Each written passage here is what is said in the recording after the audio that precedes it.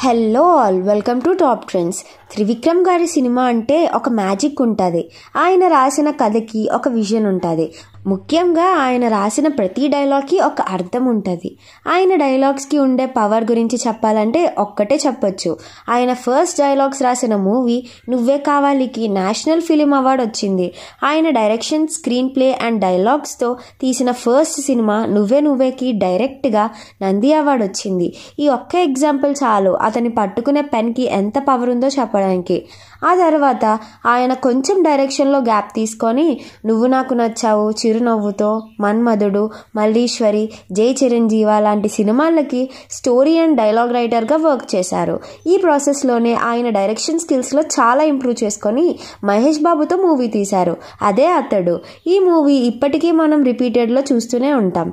And దీని తర్వాత power స్టార్తో జల్సా తీశారు. ఈ మూవీ కూడా బ్లాక్ బస్టరే. ప్రతి సినిమాకి ఆయన డైలాగ్ రైటింగ్కి కూడా రెస్పెక్ట్ పెరుగుతూ వచ్చింది. జల్సా తర్వాత మళ్ళీ మహేష్ బాబుతో కలేజా తీశారు. అది అంతగా ఆడకపోయినా ఇప్పుడు మాత్రం రిపీటెడ్లో చూస్తున్నారు. అలా చాలా సినిమాలు, July, Attarintiki Daredi, son of Satyamurthy, Aravinda Sametha, అలా వైకుంఠపురం ఇలాంటి కమర్షియల్ ఫిల్మ్స్ తీయాలంటే మన గురూజీ వల్ల మాత్రమే అవుతుంది. తన స్టోరీ రైటింగ్కి సెట్ అయ్యే డైలాగ్స్ రాసుకొని పర్ఫెక్ట్గా మూవీని ఆడియన్స్కి కనెక్ట్ అయ్యేలా చేస్తారు. ఇది ఇలా ఉంటే ఆయన పెన్ నుంచి రాడ్ దిగుతుంది అని ఎవరు ఎక్స్పెక్ట్ చేసి ఉండరు. అది కూడా పవన్ కళ్యాణ్ ఫ్యాన్స్కి. అజ్ఞాతవాసి అసలు ఎందుకు తీశారో గురూజీకే అర్థమై ఉండదేమో.